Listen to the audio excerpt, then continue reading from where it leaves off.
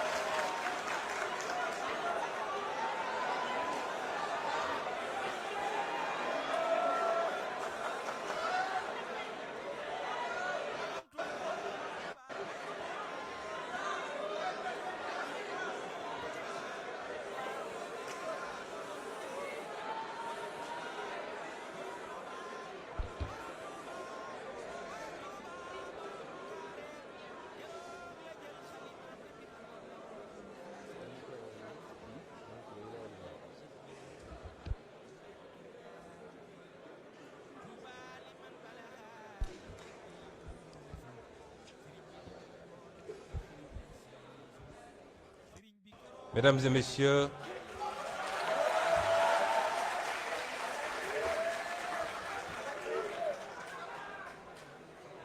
messieurs, les honorables députés, Madame le secrétaire d'État chargé d'évacuer les affaires courantes, chers membres du public, avant de vous lire mon discours, vous me permettrez, au nom de la République du Sénégal, une et indivisible,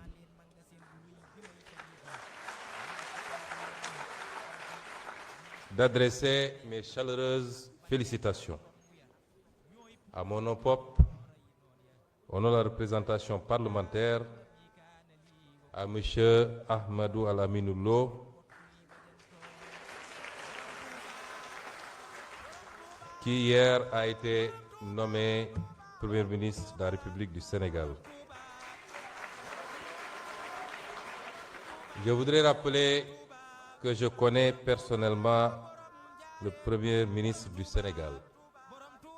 que j'ai fait nommer secrétaire général du gouvernement rattaché à la primature que je dirigeais, et avec lequel j'ai cheminé pendant 1 an et demi et abattu un travail colossal dans la confection d'abord des référentiels, notamment celui du Sénégal 2050, le master plan, le master plan et tous les autres documents relatifs au référentiel. Et je peux témoigner que c'est un travailleur acharné, un homme compétent, un homme dévoué.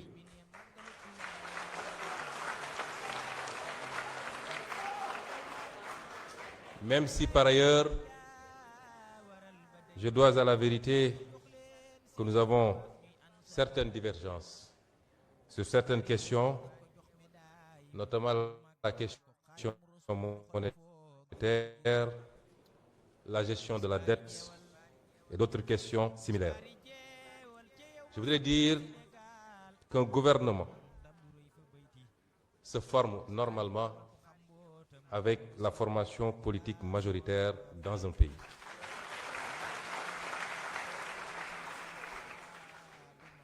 Notre formation politique n'a pas été associée aux consultations qui ont conduit à la nomination d'un Premier ministre. Elle n'est pas associée à ce jour aux consultations pour la formation d'un gouvernement et par conséquent, je voudrais dire qu'on ne peut pas faire du PASTEF sans PASTEF.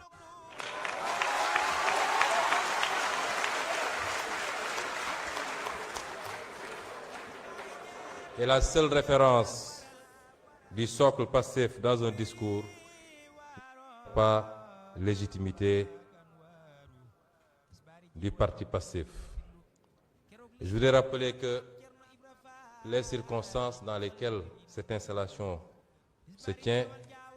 m'amènent à clarifier ces questions. Malgré ce raté, malgré ce faux départ par rapport à la nomination du Premier ministre, PASTEF, qui est la formation politique, et c'est inédit dans les annales politiques de ce pays et peut-être du monde, qui est la formation politique à la fois majoritaire dans l'opposition et au pouvoir, reste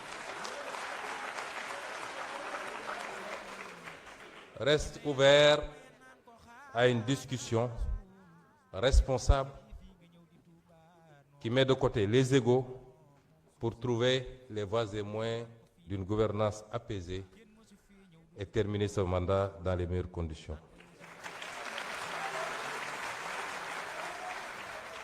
Et cette discussion ne se fera pas autour des hommes et des femmes. Elle se fera autour des orientations et du programme. Sur quoi devrons-nous entendre désormais avec l'exécutif? Quels sont les engagements qui ont été pris récemment sur la question liée à la restructuration? Quelles perspectives pour le maintien du pouvoir d'achat et éviter de faire subir aux Sénégalais les conséquences d'une augmentation? Quid de la justice et du jubal jubbanti? Autant de questions qui devront fonder les discussions si l'année avec le président de la République pour pouvoir envisager de continuer à l'accompagner dans la sérénité, le parti, l'Assemblée nationale, les majorités que nous détenons aussi bien dans l'opposition qu'au niveau de l'exécutif. Et j'en appelle donc au sens du dépassement. On ne peut pas être dans un système d'hyperprésidentialisme au Sénégal aujourd'hui. Et la configuration actuelle en a décidé ainsi. Mesdames et messieurs les honorables députés, nous voici réunis dans cet hémicycle en un jour 3 fois symbolique. Lendemain de Pentecôte et retour de Popenguine pour les chrétiens, jour de la station et du jeûne d'Arafat et veille de la Tabaski pour les musulmans. Il y a quelques jours encore, j'étais à la tête du gouvernement. Mon bilan y est très précis. Transparence sur la dette cachée, renégociation des intérêts compromis du Sénégal, respect des échéances de la dette, refus de la restructuration, plan de redressement économique et social, moralisation de la vie publique, notamment pour tout ce qui concerne les fonds, la corruption, le train de vie de l'État et les réformes, exigence de justice, protection de la société et de ses valeurs, notamment avec cette loi contre l'homosexualité, gestion des cas complexes liés aux inondations et des campagnes de production agricole, maîtrise du coût de la vie pour les Sénégalais, apaisement du climat social, redéfinition du modèle de développement, sauvetage des entreprises en difficulté et lutte contre la corruption, je le répète encore. Et maintenant, l'Assemblée nationale. Qu'il me soit permis d'abord de rendre un hommage appuyé, fraternel et solennel à mon prédécesseur.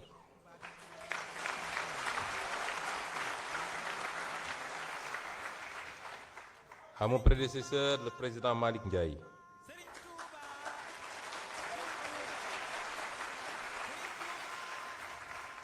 Pour sa loyauté sans faille envers les idéaux patriotiques qui nous ressemblent. Et pour son dévouement de chaque instant. De le féliciter ensuite pour son bref mais brillant passage à la tête de cette Assemblée, qu'il a profondément transformé. Sur le plan matériel et symbolique, il a réhabilité ce bâtiment qui commençait à porter les stigmates du temps, de l'usure et de l'abandon, lui rendant un peu de son lustre et de sa superbe. Sur le plan humain, il a porté une attention exemplaire aux hommes et aux femmes de cette institution. Techniciens, greffiers, collaborateurs, personnes de service, améliorant leur statut, rappelant avec force que derrière les bancs des députés, il y a des vies,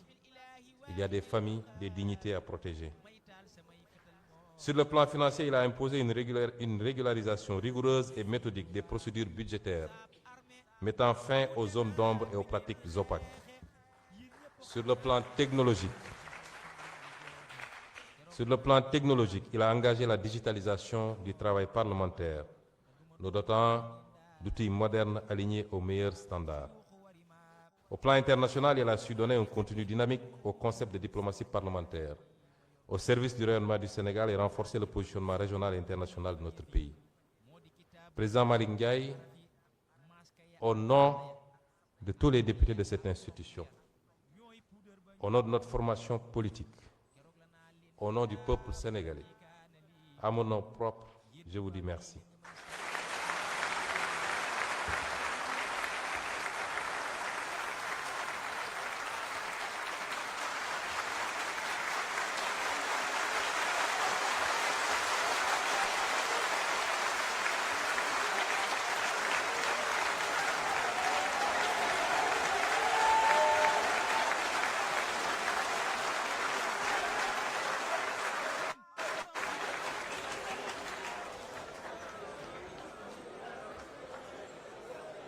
Je remercie également du fond du cœur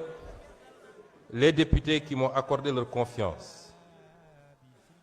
Députés de la majorité, mais plus encore députés de l'opposition qui m'ont accordé leur confiance. Cette confiance me lie. Aujourd'hui, vous me donnez plus que jamais les moyens insoumis et institutionnels de notre rôle de gardien vigilant de notre révolution.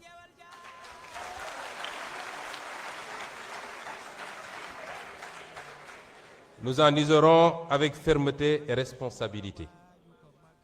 Je veux aussi adresser un petit mot affectueux à mon ami et frère, l'honorable Ismaïla Wane.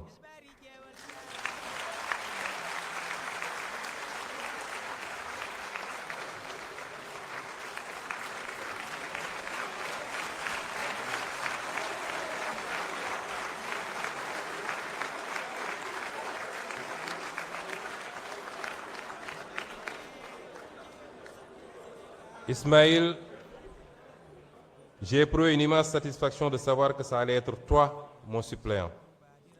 Depuis plus de 10 ans que nous cheminons, tu as toujours fait preuve, en toutes circonstances, d'une loyauté absolue,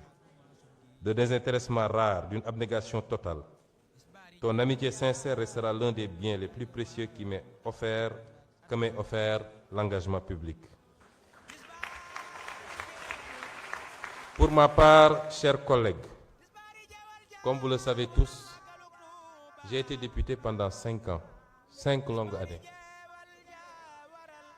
J'ai connu les bancs étroits de l'opposition parlementaire, les joutes oratoires acharnées et parfois l'épuisement du combat solitaire contre des majorités qui confondaient la force du nombre avec la légitimité du droit.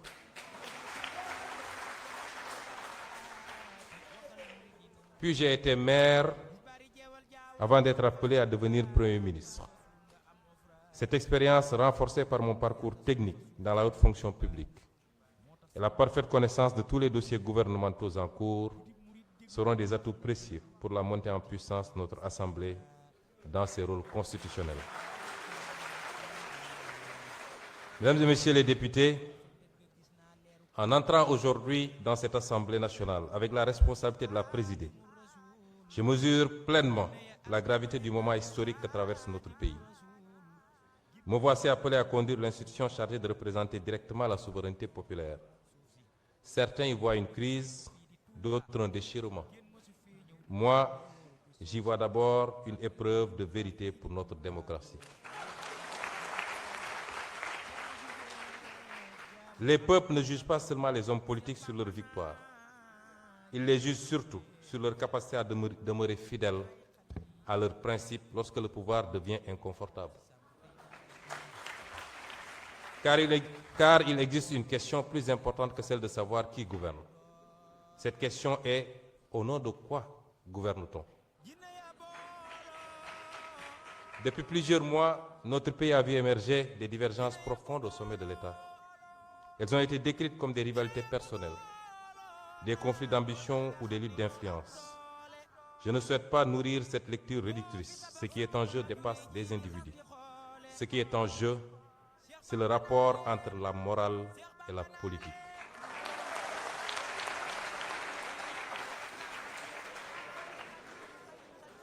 Aristote écrivait dans l'éthique à Nicomaque que la politique est l'art suprême parce qu'elle a pour finalité le bien commun. Non pas pour le bien d'un clan, non pas pour la conservation d'un pouvoir pour lui-même,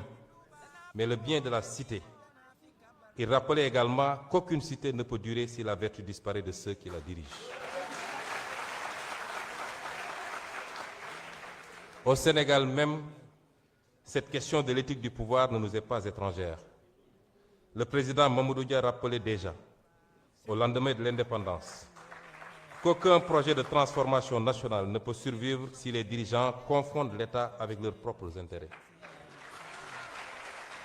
Pour lui, la souveraineté ne pouvait pas être seulement politique. Elle devait être morale, économique et sociale. Il savait qu'un pays peut disposer d'un drapeau, d'un hymne national et d'institutions tout en demeurant prisonnier de pratiques qui vident la République de son sens. Ce que Mamadou Dia avait compris très tôt, beaucoup de nations africaines l'ont découvert parfois trop tard. Un pays peut survivre à la pauvreté matérielle, mais rarement à l'effondrement de sa morale publique. Une nation ne meurt pas seulement de pauvreté économique, elle peut mourir de fatigue morale. Elle peut mourir lorsque les institutions cessent d'être au service du peuple pour devenir des instruments de confort, de peur et de calcul. Elle peut mourir lorsque les institutions cessent d'être au service du peuple pour devenir des instruments de confort, de peur ou de calcul. Nous venons d'une longue histoire de dissolution africaine. Combien de peuples ont vu des mouvements de libération devenir des appareils de domination?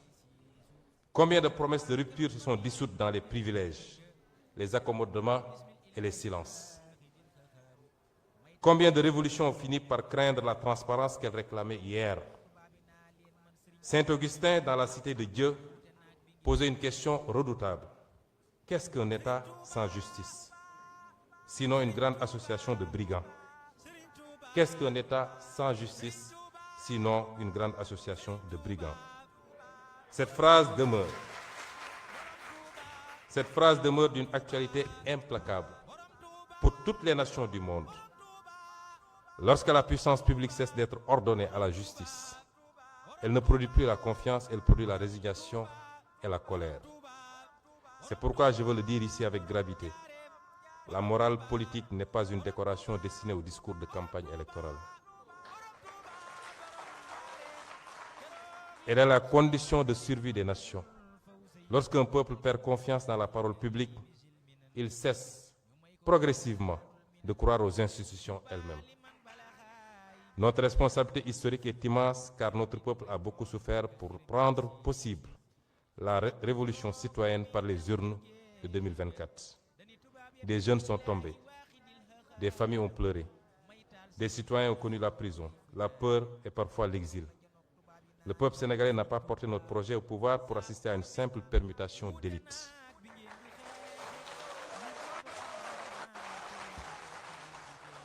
Il l'a porté pour restaurer une certaine idée de la dignité publique. Cette fidélité intérieure à la dignité d'un peuple traverse toute notre histoire nationale. Aline Sitoé Diatta avait déjà compris qu'un peuple ne demeure libre que lorsqu'il refuse intérieurement la résignation. Face à la domination coloniale, elle ne disposait ni d'armée, ni d'État, ni d'institutions. Elle ne possédait qu'une force morale, la conviction qu'aucune puissance n'est durable lorsqu'elle existe d'un peuple qui renonce à sa dignité. Cette leçon demeure actuelle. Les nations commencent à se perdre le jour où leurs dirigeants demandent à leur peuple de s'habituer au renoncement. Cheikh Ahmadou Bamba, lui aussi, nous a transmis. Cheikh Ahmadou Bamba, lui aussi, nous a transmis une autre leçon essentielle dans les périodes de tension. La véritable force ne réside pas seulement dans la conquête du pouvoir, mais dans la capacité à demeurer maître de soi lorsque survient l'épreuve. Il savait qu'un homme peut perdre une fonction sans perdre son honneur, et qu'un peuple peut traverser les tempêtes sans abandonner sa dignité. Cette sagesse doit aujourd'hui nous guider collectivement. C'est précisément pour cette raison que les institutions ne peuvent être neutres face à la question morale. L'Assemblée nationale doit être le cœur battant de cette exigence éthique. Et je mesure parfaitement le symbole de cet instant. Les principes et les préceptes que je viens de citer, je les ai développés bien avant, lors de la campagne législative de 2022, lors de la campagne législative de 2017 et lors de la campagne législative de 2024. Il n'est qu'à remonter à mes différentes déclarations et à mon interview avec Walfadjri pour voir qu'il y a une cohérence dans les propos que je tiens sur le rôle qui doit être celui de l'Assemblée nationale. Et je mesure parfaitement le symbole de cet instant. Certains croyaient que le limogeage d'un Premier ministre signifiait sa disparition politique. Mais dans une démocratie véritable, aucune fonction n'épuise la légitimité populaire. Aucune fonction n'épuise la légitimité populaire. Le peuple demeure la source du pouvoir. Et cette Assemblée, forte de la confiance massive accordée au projet porté par PASTEF lors des législatives du 17 novembre 2024, possède aujourd'hui une responsabilité historique particulière. Je veux rassurer que je n'utiliserai pas cette responsabilité pour organiser le chaos institutionnel.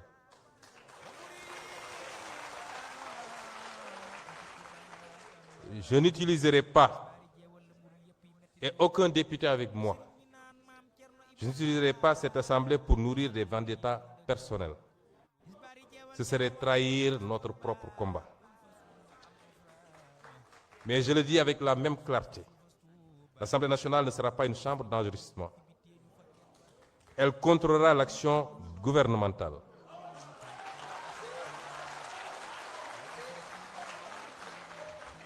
Elle exercera pleinement ses prérogatives constitutionnelles de vote des lois, de contrôle de l'action du gouvernement et d'évaluation des politiques publiques. Elle défendra la transparence des finances publiques, la reddition des comptes et la souveraineté populaire. Elle usera de tous les leviers de contre-pouvoir, tous les leviers de contre-pouvoir constitués. Elle usera de manière responsable, mais tout aussi ferme,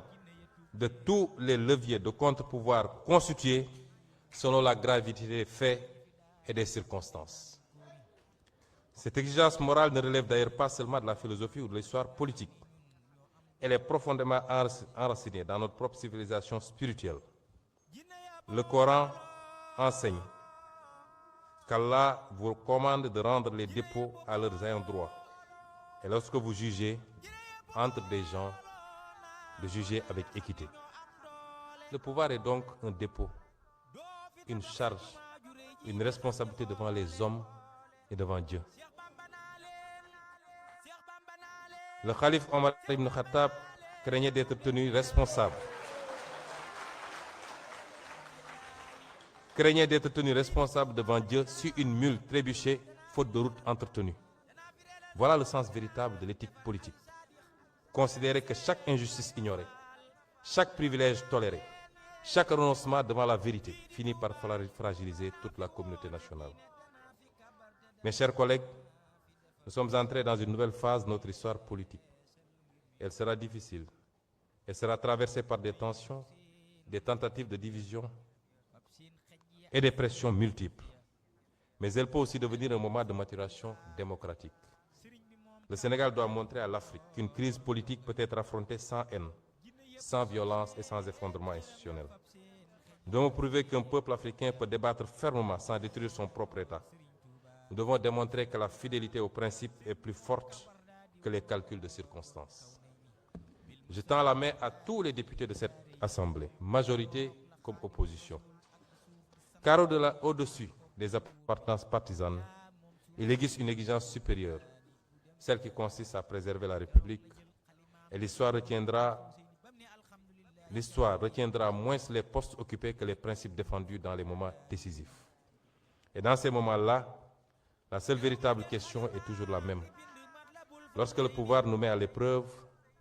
choisissons-nous le confort ou la vérité? Pour ma part, je continuerai de choisir la vérité Vive, vive l'Assemblée nationale, fière, rénovée et debout. Vive la République du Sénégal, une, indivisible, éternelle. Je vous remercie pour votre attention.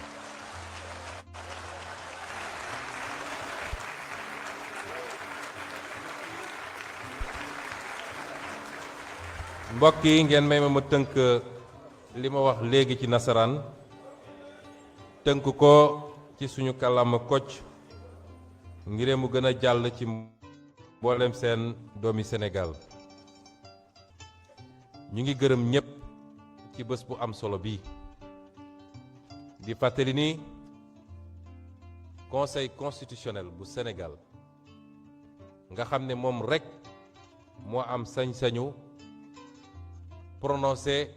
résultat définitifu élection législative fii ci Sénégal ci décision bi mu jël le 27 novembre 2024 moo jël ci décision boobu proclamé ni ñii ñooy député Sénégal définitivement élu bi mu ñëwee ci député Pastef mu jiital ci test de liste bi nga xam ne moo jiite woon liste ba muy le député Ousmane Sonko. ca gannaaw ga nag ñu jaarale mbir mi fi ñu ko war a jaarale ci charte ndeyu réew mi li mu wax règlement intérieur assemblée faram-fàcce ko mooy réew mi soxla woon nañu feneen ñu ajandi la ñu waroon def fii te xam ni ñi fi toogoon war ko def mate nañ ko daal di dem jublu ci loola bi loolu jeexee it ñu dellu si ñëw wéyale liggéey bii nga xam ne moom la ñu askan wi dénk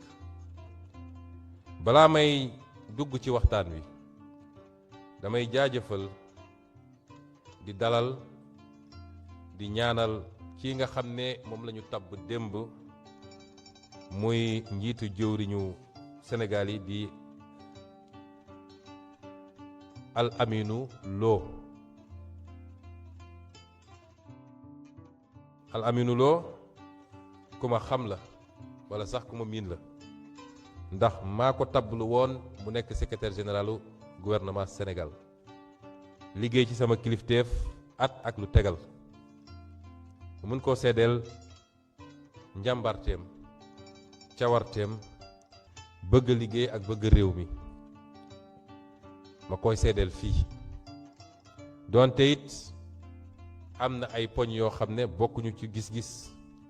lu mel ni koppar gi wala ñu koy wax franc CFA wala lu mel ni bor bi ak nuñ ko war a gérer keroog bi président décidé taxawal geneen kuréel goo xam ne mooy saytu lépp lu jëm ci agenda bi man maa ko proposé ne nañ ko jox Mohamed Al Aminou Lo Ahmadou Al Aminou Lo ndax xam gi mu xam agenda bi ci boppam ndax agenda bi ñu ngi ko toggee ca primature moom mu ko doon coordonné sous ma supervision ma ne ko kon miin na agenda bi mun na def liggéey boobu ñuy wax ni nag cim réew démocratie boo dem ci àdduna gisaguñu exécutif bu mun a tabb gouvernement te diisoowu ci ak majorité bi nga xam ne moo ëpp doole ci assemblée ba gisaguñ ko ci àdduna ndax it ki am majorité assemblée moo war a doxal pour ki yor exécutif mun a doxal ci jàmm ñaar la benn moom moo yor majorité ci assemblée wala yoru ko mu diisoo ak ñu yor majorité ci assemblée bu ko defee liggéey bi mën a wéy te du am gàllankoor kon lu jiitu ñuy tabb premier ministre jaadu woon na président waxtaan ceeg ñi nga xam ne ñoo ëpp doole tey ci l'opposition ëpp doole ci nguur gi loolu nag yàllaa ñu ko may ñu ngi koy sant yàlla te waxtaan googu du waxtaan gu ñuy bennal ak ay ministre yu bokk ci Pastef bi waaye waxtaan bu ñuy waxtaanee ndax Pastef dafa di parti bu organisé am président am bureau politique am conseil national am COMEX waxtaan gu ñuy waxtaan la ak parti ba te ñu koy teg nag ci fan la ñu bëgg a jëmale Sénégal ensemble du ay poste ñuy séddoo loolu taxul jóg Pastef waaye ndax d'accord nañu ci ñu war a gérer boru Sénégal bi ndax d'accord nañu ci ni ñu war a wéyalee solution yi ñuy ut pour yombalal Sénégalais yi dund gi yooyu yëpp ak ndax d'accord nañu ci ni justice di doxee ci jub-jubal jubbanti ak li nga xam ne mooy nu ñuy fexe ba jaadul nekkinu ñi jiite réew mi seen digganteeg askan wi loolu yëpp dafa laaj waxtaan donte nag benn étape romb na ci bu am solo waaye ba léegi ci sensu responsabilité ak bëgg réew mi ak bëgg lu koy dalal ba tey jii kii jiite réew mi bu ñu woowee ne dafa bëgg ñu waxtaan ci yëpp dinañ ci waxtaan ak moom buñ ci déggoo ñu gunge ko ci gouvernement te continuer wéyale lu mu fi andi ci assemblée muy lu baax ñu jàllale lu ñu jàpp ni dëppoowul ak intérêt réew mi ñu ne ko lii baaxut.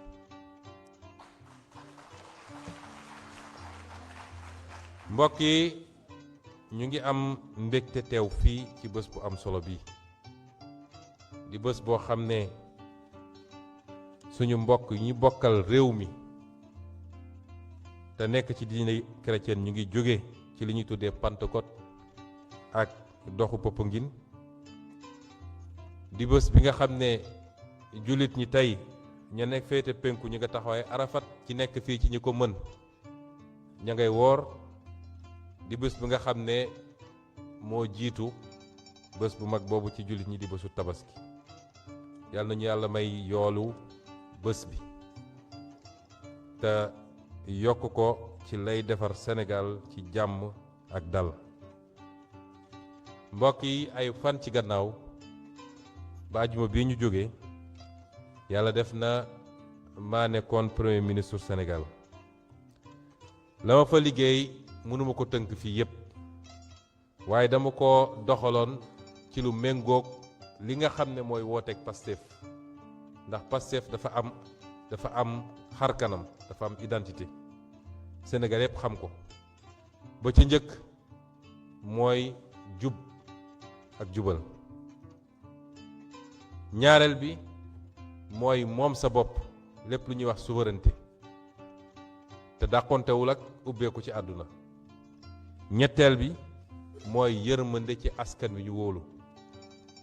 moo tax ci ñaari at ak la tegal yi ma ne ci bërëb bopp boobu liggéey nañ ci loo xam ne wax nañu ak Sénégalais yi liy dëgg ci bor bi nga xam ne nëbboon nañ ko te mu doon gàllankoor gu rëy ci Sénégal bu ñu ko continué woon nëbb la nga xam ne bëggoon nañ ñu ko forcer te ñu jàpp ni du intérêt Sénégal mooy li tubaab di wax restructuration taxaw nañ ci temb ne liy baaxul ci réew mi waaye yemuñu ci foofu góorgóorlu nañu ba taxawal li ñuy wax plan de redressement économique et social mooy naka la ñuy def ba donte dono bi xaw naa diis nañ def ba jubbanti ko waaye liggéey nañu it ci lépp loo xam ne day defaraat diggante ñiy jiite ak sénégalais yi ndax sénégalais li ñuy xarabee toujours ñuy jiite mooy nguur lañ fi nekkee séddoo alalu réew mi damm li waroon dem ci askan wi ci hôpitaux yi ak yeneen yi ñu damm ko seen poos moo tax lépp lu jëm ci xeex nger ak li ñuy def ci marché public yi ak yeneen taxawee nañ ko ci ñaari at yi damay wax ni sama jóge primature dama ciy sant yàlla ndax bunt bu yàlla bu ubbeeku waaye lenn rek laa ci ragal mooy li taxawoon yépp di xaar Sonko jóg pour ñu mën a song mbir mi delloowaat fi liñ fi doon xeex tey amaana ñu am porox ndoll bu ndaw waaye du porox ndoll bu rëy ndax assemblée ngi fii te ku fi def lu fi deful di nga ñëw fii la yokk assemblée nationale liggéey nañ it ci liy jàppale sénégalais yi ndax jafe-jafe yi nu muy tar wàññi naa fi njëgi ñetti yoon te bi ñu demee ba guerru Iran am ñu ne faw ñu yokk ministre yi ñëw def liggéey ñëw ne ma faw ñu yokk parce que suñu yokkul du baax dama leen duñu yokk état bi mooy xool nu muy góorgóorloo ba li may wàññi mu wàññi ko ci moom bu boobaa li ñuy yokk it du bëri waaye mënoo jël impôt yi yégal ko ba ci kaw état bi bëggul bàyyi dara ci bosam ba pare nga ne lépp nañ ko delloo ci askan wi lépp lu jëmit ci aar askan wi ci li nga xam ne mooy suñu gëm-gëm suñuy aada bokk na ci loi boobu nga xam ne andi nañ ko fii assemblée ngeen wote ko ci lépp lu jëm ci borom ñaari tur yi bokk na ci li ñu liggéey. fexe nañ it ci waxtaan toujours ak jëflante ci lépp lu jëm ci liggéeykat yi syndicat yi donte amoon na quelques jafe-jafe ñu fexe ba am pacte de stabilité te doon ko saytu nu mu gën a rafetee pour réew mi am dal ñu mën a jublu ci liggéey bi. ñoo ngi doon yeggali ay réformes yu mag a mag bokk na ci nu ñuy def ba soppi modèle économique ak modèle développement bi nga xam ne 1965 ba léegi dañ ñu ko 1960 ba léegi dañu ko imposé te baaxul ci ñun ci lu bëree bëri loo xam ne dégg ngeen ñu liggéey ci lissage yu dépenses publiques yi mooy li ñuy jël yépp 6 000 milliards yi ngeen di voté fii est-ce que lépp fi mu war a dem fi ñu ko yóbbu priorité la ci réew mi ak lii nga xam ne mooy actif yu bëri ju liggéey te mu justifier bor bu bëri bi nu ñuy def ba mu jëriñ réew mi ci recyclage wala valorisation ak yeneen yoo xam ne suñ ñu bàyyi woon ñu yeggali ko beneen modèle de développement la ñuy finaliser mun a teg réew mi ci yeneen raay ñu am yaakaar ne ñi fiy toog dinañ ko def waaye li ma gën a yitteel mooy renégociation yi nga xam ne ñoo ngi ko doon def te yàlla may ñu ci ndam yu rëy a rëy dégg ngeen li ñu récupéré ci gaz bi ak Cosmos li ñu doon yeggali ci ICS li ñu récupéré ci marché public yi ak yeneen ñuy am njort ni sous la pression des lobbies yi nga xam ne ñaari at yëpp ñu ngi taxaw ne faw Sonko teggi tànkam ci li muy def ñi nga am yaakaar ni gouvernement bii ñëw du cédé ci pression yooyu ba ñu delloo Sénégal gannaaw. mbokk yi di ngeen ma may balaa may sori ma jaajëfal kenn ci doomu assemblée bi muy président Malick Ndiaye.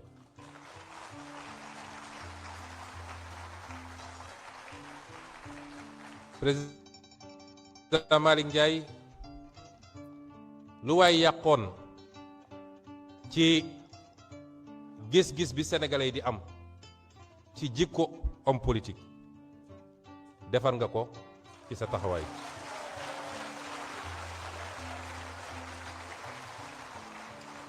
wane nga ni politique dàqantewul ak ngor dàqantewul ak kóllëre dàqantewul ak dignité te it du lu ñu bett ndax damay fàttaliku ni El Malick bi muy ñëw ci parti bi su ma juumul 2015 wala fin 2014 daf ma ne man maa leen jiitu ci patriotisme man dama tuddee woon sama bopp le patriote boobu Pastef amagul te it dafa yàgg wax lenn man je suis un soldat du projet fu ma projet bi soxla rek maa nga foofu. lii ñu def soxlawuma ko woon proposé waxuma ko moo ko décidé boppam man it jëluma ko ngir bëgg ndombal tànk waaye dañu xam ni liy intérêt stratégique gu projet bi fi mu toll nii bu ngeen nekkee ci politique yàlla def ngeen yor parti politique bi ëpp doole ci Sénégal yàlla may leen leader bu ëpp dayo ci Sénégal moo wax ko nag te laal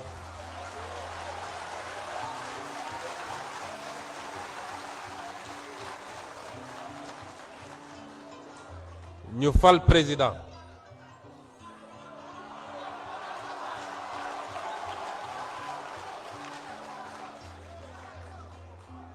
ñu joxoñ président ci fukki fan askan wi nangul ñu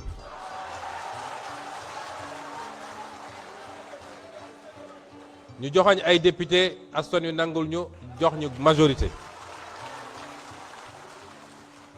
loolu bu amee day doon malformation politique que jëmm jooju absent de l'architecture institutionnelle d'un pays comme le Sénégal te loolu mooy intérêt réew mi mooy andi dal ba kenn ku ne xam sa bopp mooy intérêt parti bi mooy intérêt assemblée bi loola tax El Malick nangu ko te may jaajëfalit liggéey bu am solo bi mu def ci assemblée bi te dinañu organiser waat ci suñu biir ba mu mën a wéyale liggéey boobu moom ci boppam ndax man nekkoon naa député fii ci assemblée bi 13e législature yàggul ndax 14e bi ñaari at la def donc ci ñetti at la woon moom gën saa gudd at ak lu tegal tuuti la jiite assemblée bi waaye ku xool assemblée bi xam ni wute naag li fi nekkoon def na ko ci defaraat assemblée bi moderniser ko def na ko ci toppatoo ñiy liggéey ci assemblée bi au-delà des députés def na ko it ci jëmmal assemblée bi jëmmal Sénégal sur le plan international kon président El Malick jërëjëf di wax jërëjëf it mboolem seen député yi nga xam ne tey jii delloo nañ seen kóolute yëkkati seen kóolute delloo ma ko sas la wala sasati la te bu soobee yàlla niñ ko yàgg a waxee rek du ñu wor sénégalais yi du ñu wor député yi waaye ma beral it jaajëfal ci député opposition yi nga xam ne jël nañu seen confiance teg ko ci ñun ñu ngi leen di jaajëfal bu baax. ma daaneel gërëm yi ci suñu frère Ismaïla Wane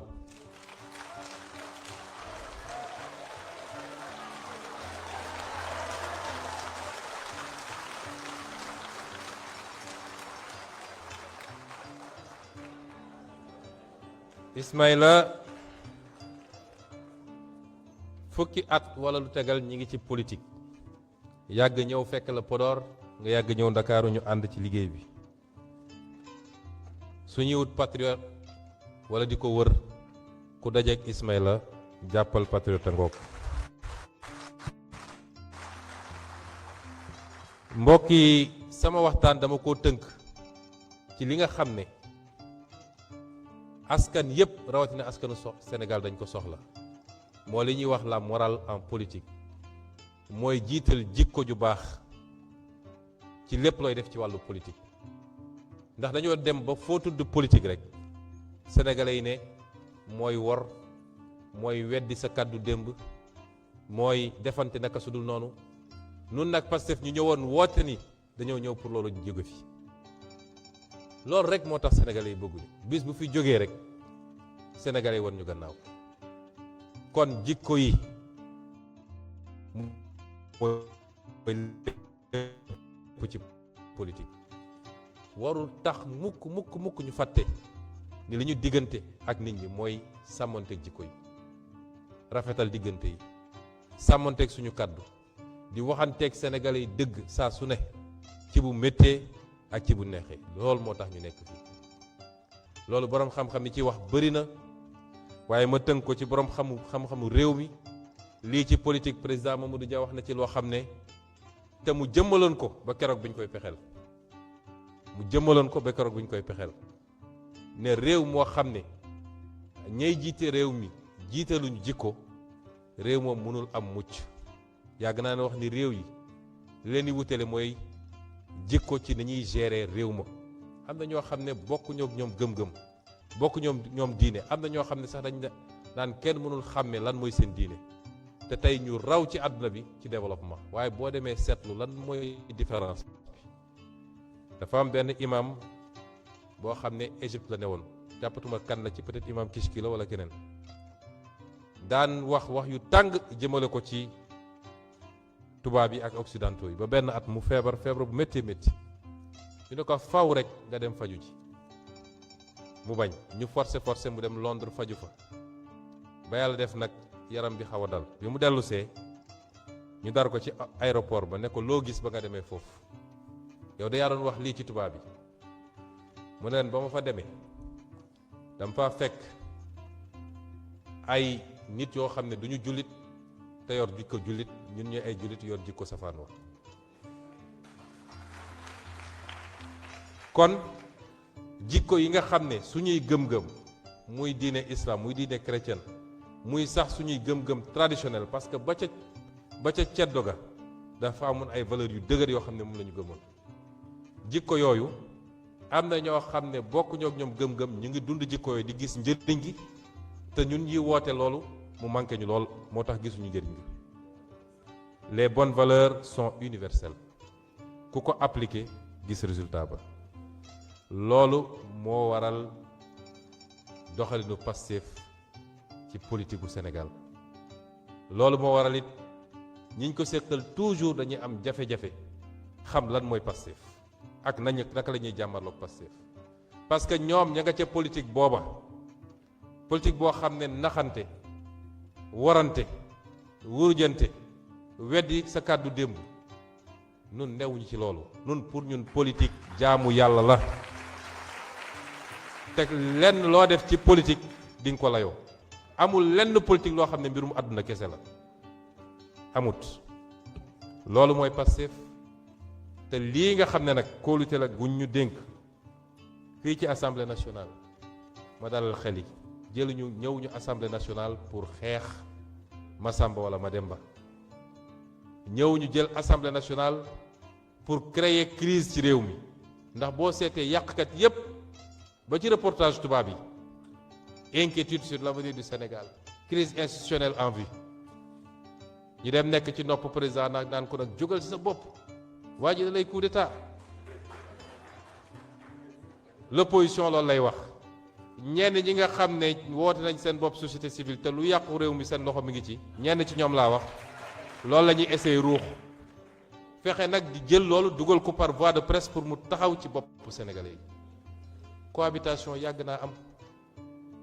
am na France am na Allemagne États-Unis sax président mi mandat bu perdre congrès bi cohabitation lay am te bal tàkkul deret tuuruwul kenn ku ne constitution moo ne lii mooy sa attribution nga doxal ko kon li ñu war a njëkk a génn ci bopp sénégalais yi mooy président buur la boo xam ne su amul cëru yàlla jege na ci yàlla déedéet président dafa am ay attribution constitutionnelle parlement am ko kenn am ko kenn ku ne na doxal li muy doxal te teg ko yoon jàmm ne ñooy kon ñun ñëwuñu fii pour créer des crises institutionnelles ñëwuñu fii pour xeex président de la république wala Masamba wala Mademba waaye nag lii nga xam ne moom la constitution wax ni mooy pouvoir ak prérogative bu assemblée nationale muy benn cër ci réew mi moo xam ne moom rek moo mën a tere réew mi nërmelu bu dee dañu am nguur goo xam ne mànduwul wala yéenewul jàmm ci réew mi benn moomu moo ko mën loolu di prérogative assemblée nationale dañ ko doxal ba mu mat sëkk dañ ko def avec responsabilité ci teey ci dal ndax ku ñu xam-xam ni réew mi rek la ñu bëgg dara luy gàllankoor réew mi duñ ko def loo ñu fi andi ni ma ko waxee léegi bu méngoo ak intérêt réew mi wasalaam wa imma ñu def li ñu war a def waaye nag assemblée nationale dafa am ay prérogatives yu am solo yàgg nañu gëmloo Sénégalais ni assemblée nationale dafa war a toog di xaar rek loi buy am na jóge ci exécutif déedéet te assemblée nationale bi jël na initiative de la loi kon la ñu war a def ci réforme lu ci jóge ci exécutif wasalaam lu ñëwul it assemblée nationale dina ci def lim ci war a def li nga xam ne war nañ koo def ci contrôler action gouvernementale ndax xam naa gouvernement bi de xam naa dossier ya la ma fa doon bloqué ne lii du fi amee xam naa ko la fa jot a rëcc xam naa ko wax naa leen fii keroog ni bëri na ay ministres yoo xam ne bind naa leen ay demande d'explication bàyyuñ ma fu ma ko yeggale assemblée bi loolu ci ay rôlam la muy saytu ba lépp lu jaarul yoon ñu woote fii ci penc bi nga xam ne ndaw réew yi ñoo fi toog ñu leeral ko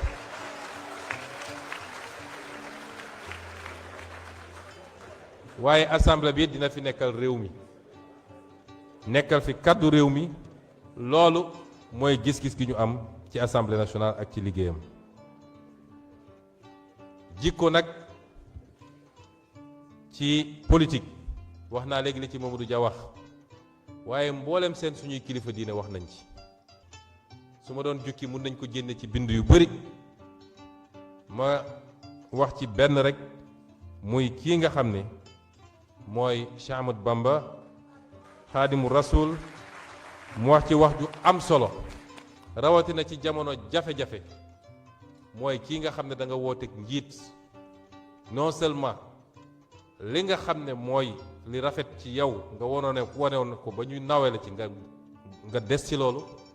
waaye nga mun a ànd ak dal ak tey ak muñ ci bépp jamono kon loolu waxuñu ko ci wàllu la jëm ci julli wala woor waaye dañ ko wax ci lépp li nga xam ne dafa jëm ci muamalaat ci li nga xam ne mooy jëflante diggante nit ak nit li nga xam ne mooy jëflante ci li bokk ñëpp bokk muy intérêt général kon jëfin ci politique lépp jikko ju rafet la lépp jikko ju rafet la la ñu tardel yépp mooy ñàkk jikko ju rafet ci politique ak gëm ni politique mbirum naxaate la mbirum saay-saay la mbirum muusante la naam ku nekk ci politique di nga def sa stratégie pour egg fi nga jëm waaye na nga ci ànd ak di bàyyi xel ëllëg ndax lépp loo def ci wàllum politique hadis dafa ne kullukum raayin wa kullukum raayin wa kullukum mas'ulun fi raayatihim hadis bi dafa ne kenn ku nekk ci yéen sàmm nga te sàmm bu nekk danañ ko laaj ëllëg ci li mu doon sàmm ñu ne ki nga xam ne père de famille nga lan lañ laaj mooy sa njaboot ndax yaa ngi leen doon tette ci lu baax wala ndax da nga doon julli di leen bàyyi ndax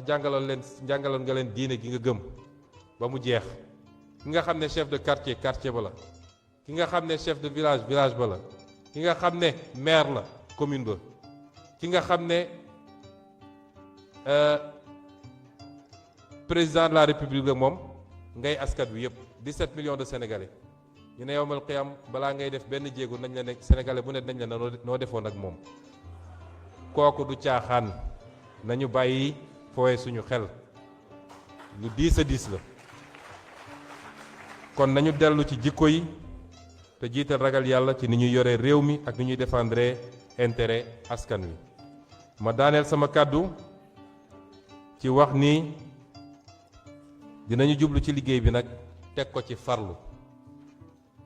fii nga xam ne président El Malick fa la teg mbir mi dinañ góorgóorlu ci ful ko andi ci lépp li nga xam ne suñu xam-xam la ak suñu expérience en tant que député ndax li fi nekk yépp ci député jiitu naa leen fii nekkoon benn député ci kanamu pouvoir dinañu andi suñu expérience donte lu gàtt la en tant que maire dinañu andi suñu expérience en tant que haut fonctionnaire bu servir pendant 15 ans l'État du Sénégal dinañu andi suñu expérience en tant que chef de gouvernement pendant ñaari at mu may ñu xam lan mooy les dossiers de l'État loolu yépp ñu boole kook nag li ñu yàlla may ci wàllu politique ànd ceeg 165 députés yi nga xam ne ñoo nekk ci assemblée nationale bi pour porter plus haut le flambeau de l'assemblée nationale ñu ngi leen di gërëm di leen sant di leen souhaiter une bonne fête de Tabaski asalaamaaleykum wa rahmatullah. Mes chers collègues, l'ordre du jour étant épuisé, je propose à l'Assemblée de lever la séance et de laisser à la conférence des présidents le soin de fixer l'ordre du jour et le calendrier de travail de nos prochains travaux. La séance est levée.